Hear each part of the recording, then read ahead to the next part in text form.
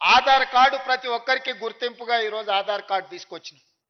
ఈరోజు భూమికి భూదారు తీసుకొస్తున్నాం. ఆధారు మనిషికి ఎట్లా గుర్తింపో భూమికి కూడా భూదారు నెంబర్ ఇచ్చి ప్రతి కమతానికి ఒక ప్రత్యేకమైన నెంబర్ ఇచ్చి ఆ భూమి యొక్క వివరాలన్నిటి కూడా అందులో పొందుపరిచే విధానాన్ని తెచ్చుకుందాం.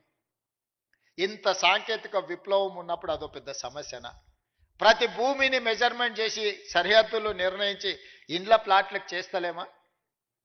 ఇండ్ల ప్లాట్లకు సరిహద్దులు నిర్ణయించినప్పుడు భూమి కొలతలతో పక్కాగా రిజిస్ట్రేషన్ చేసుకోగలిగినప్పుడు వ్యవసాయ భూమిని కూడా పక్కాగా కొలిసి దానికి సరిహద్దులు నిర్ణయించడం పెద్ద సమస్యనా? మన రెవెన్యూ సిబ్బంది చేయలేరా ఈ పని?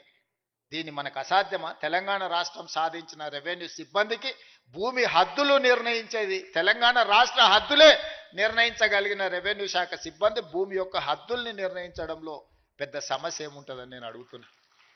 అందుకే రాబోయే రోజుల్లో ప్రతి భూమిని పక్కాగా కొలతలేసి హద్దులు నిర్ణయించి దానికి సంబంధించిన రిజిస్ట్రేషన్ డాక్యుమెంట్ చేసి భవిష్యత్తులో ఎలాంటి సమస్యలకు తావు లేకుండా ఎలాంటి వివాదాలకు చోటు లేకుండా మన చట్టాన్ని బలోపేతం చేసుకుందాం.